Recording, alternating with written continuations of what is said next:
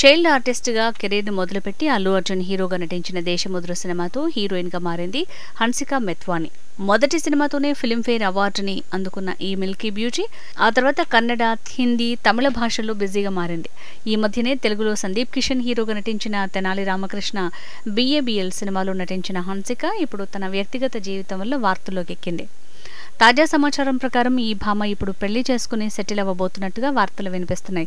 ఒకవైపు female centric సినిమాలు చేస్తూనే మరోవైపు గ్లామరస్ పాత్రలు కూడా పోషిస్తూ అందరి దృష్టిని ఆకర్షిస్తున్న హన్సిక ఇప్పుడు చేతినిండా సినిమాలతో బిజీగా ఉంది.